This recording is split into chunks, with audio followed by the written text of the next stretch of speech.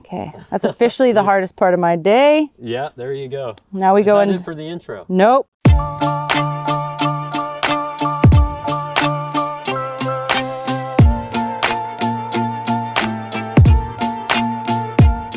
What 17-year-olds can say that they've gotten a call from one of the best downhillers of all time to join forces and become a factory team downhill racer? Not many, I can tell you that. But luckily, Seth Sherlock here, he's keeping a level head and he's learning from the best, Aaron Gwynn. 2019 was an awesome season for Seth. You were a standout privateer on the Junior Downhill World Cup circuit. 2020 was a bit of a curveball for all of us. I think we can agree on that. But this year, you're going into your first season of the Elite Downhill World Cup circuit. It's no surprise, Intense wanted to get him on this brand new prototype M279 frame, do some early season testing here in BC. Seth has basically grown up on Intense bikes. He's been riding them since he was 10 years old. And that same year, he released his first freeride edit. Fast forward a couple years, Freerider here has turned pro racer. So I'm pretty interested to know the biggest differences from his previous Intense downhill bike to this current one. He's had a couple of days testing on it already. So let's dig in and get to the specifics. With a bit of a delay in the downhill season this year, Seth, you've got some more time at home to get really comfy on this bike. I know you've had a couple days on it already, but what can you tell us and the viewers at home about the M279 so far? Yeah, so this is the, I guess the prototype M279, and this is gonna be a large, I think. There's an adjustable flip chip in the back, so I can kind of adjust the chainstay length. Yeah, so far so good, I'm loving it. And as you can see, we've got the fully aluminum frame. I'm guessing that's easy for a prototype bike if you want to make some adjustments just to change out one piece at a time rather than, you know, committing to the full carbon layup. Yeah, exactly. If they committed to a carbon layup, it's pretty committed, right? You can't really make changes that easily. Totally. It's very expensive, so they're going aluminum for now just because we're still kind of messing with geometry and stuff. So this is the large, they're calling it, but I think I heard you earlier, maybe they've got a bigger one in the works for some of the other team riders? Yeah, so Nico's on an XL sort of thing, but I don't know, all the sizes are kind of up in the air at the moment. It's really not that close to production, so. How tall are you and how much do you weigh? Yeah, so I'm 5'9" and I'm 160 pounds with gear on, so I'm I think like an inch shorter than Aaron, and I'm like 30 pounds less than him, maybe. Give or take. Yeah, give or take. So the suspension setup's a little different, obviously, but the sizing's pretty much the same. See? Yeah. And you said earlier, obviously Aaron's got a lot of experience on bikes. He really knows what one thing feels like in comparison to another, but yeah. Nico's maybe a bit more tech savvy with the numbers and the angles. So do they kind of work together in that way? Yeah, for sure. Nico knows a little more about suspension geometry and stuff, when Aaron more just really knows what he likes with the bike. So they kind of work together and get this basically. Awesome. Which is kind of like a combined force of Aaron and Nico. Totally. What are some differences that you notice from your home tracks where you're doing your own testing and setup on the bikes versus the tracks you're gonna race, but also you've got access to Whistler Bike Park. Does that even come into play for you? Yeah, it's tough. World Cups are a lot less tight. They're a lot more wide open, a lot faster, a lot bigger hits and stuff. Provo is the closest thing to it. The Whistler Bike Park can't even really compare a lot of the time. Seth, you've had a couple of days on this bike now, dialing it in. What are the biggest differences you notice right away from your M29 to this M279? All right, well, obviously the most obvious thing was the mullet. And really the geometry and all that was pretty similar to the M29, but a little more modern. Totally. A little more aggressive. What does that mean for the viewers at home? Modern and aggressive. Yeah, so that'd be longer, slacker, and lower basically. Mm-hmm. So it's a little bit, but it's still not the most aggressive bike in the world, I wouldn't say. I don't know, last year I was running an M29 with I think a 6mm reach adjustment. Right. And the reach feels pretty much the same as that, I'd say. Mm-hmm. Have you experienced the mullet before, or is this your first kind of mullet bike? No, this is my first time ever on a mullet, and it felt super natural right away, actually. So I'm really happy with it. It felt a little more nimble around tighter corners, I found.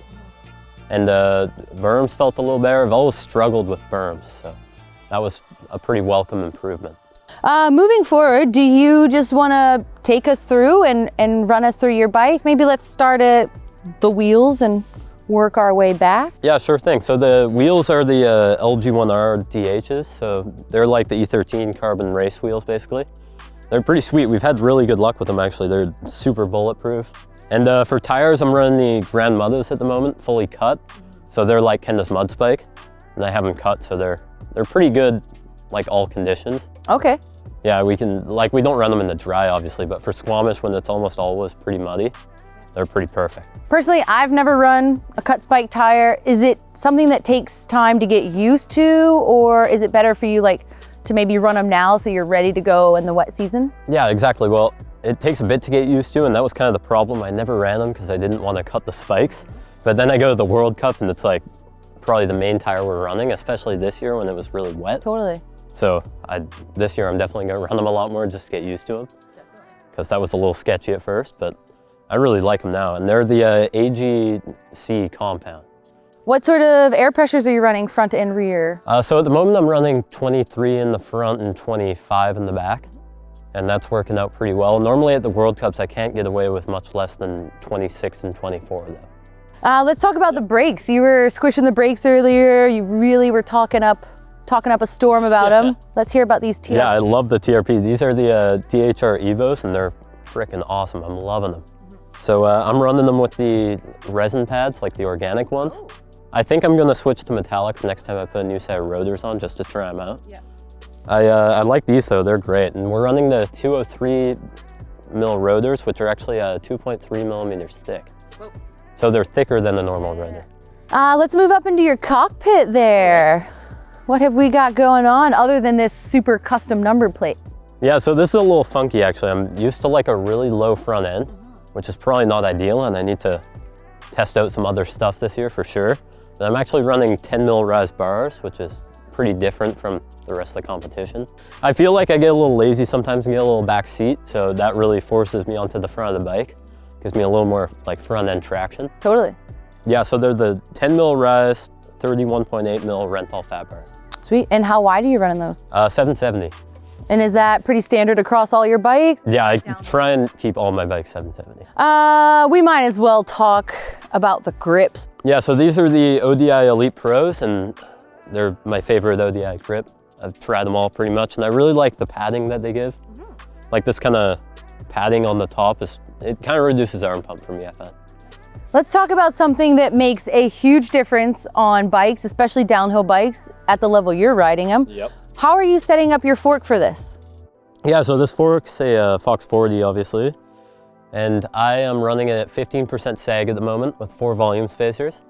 That's kind of the baseline setup I'm going for. And in the rear, I got a Float X2 with 25% sag and 4 volume spacers. And how are you running your fork as far as compression and rebound and? So we got a high-speed compression is wide open on the fork, and low-speed compression is 10 clicks from fully closed, when the high-speed rebound and low-speed rebound are both 7 clicks from fully closed. Let's talk pressures on the suspension. We've got your details, but what sort of air pressure are you running on the fork? Yeah, so on the fork I'm running 90 PSI, which is 15% sag for me, and in the rear I got 190 PSI. Which is 25% sag. What sort of details can you tell us on how you're running the shock? Okay, so I got a high-speed compression is wide open again. Low-speed compression is 10 clicks from fully closed. And high-speed rebound is 8 clicks from fully closed, when low-speed is 10 clicks from fully closed. Whew, easy to remember. Moving on to the part of the bike that makes it turn over. Run us through what you've got for your drivetrain here.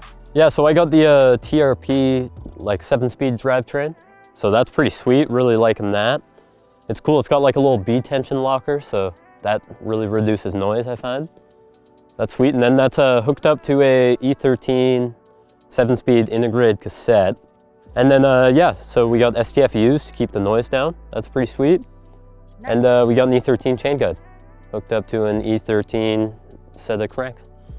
I feel like I remember you as a flat pedal rider for a long time. Yeah, for way too long. Yeah. And I switched over and that like massively improved my riding. So I'd never really switch back now. It feels so weird whenever I go on flats, but really love the clips. I'm on HTs. So these are the X1s and I run them with 4 pins and about halfway tighten. It's a very fancy seat post you have there, Seth. Please tell me more. Yeah, so I got the SDG iFly 2.0 seat mounted to a I-beam carbon seat post.